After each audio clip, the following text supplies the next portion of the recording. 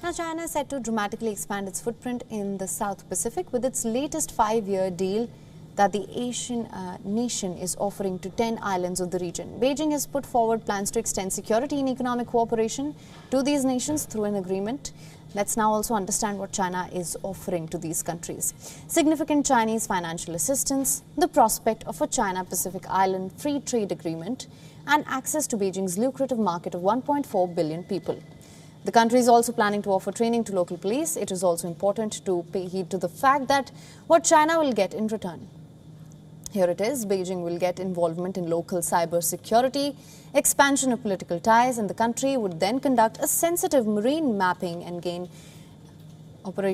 greater access to natural resources here.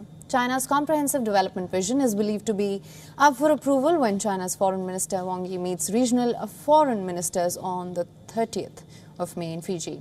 The 10 countries that China is eyeing to expand its ties to include Solomon Islands, Kiribati, Samoa, Fiji, Tonga, Papua, Guinea, and Cook Islands here. The Federated States of Micronesia as well. Chinese Foreign Minister has also landed in Solomon Islands for an 8-nation Pacific tour aimed at seeking a sweeping regional deal on security and trade. Wang Yi will be stopping in Papua New Guinea, Fiji, Kiribati and Samoa and will hold video calls with Micronesia here, which is a self-governing part of New Zealand. The Chinese Foreign Minister also then scheduled to sign draft agreements and meet the country's Prime Minister and Foreign Minister. A leaked draft communique shows that China will seek an agreement on policing, security, trade, marine, data communications here. China's ambitious deal is worrying global leaders, of course, and the Solomon Islands recently signed a security pact with China, despite objections from Australia, the United States, Japan, New Zealand, which fear that it could give China a military foothold in the Pacific. The South Pacific is increasingly a theatre for competition between China and the United States, which has been the primary power in the region for the last century. The country warns South Pacific nations against the alleged shadowy agreements with China. We are concerned that these reported agreements may be negotiated in a rushed, non-transparent process.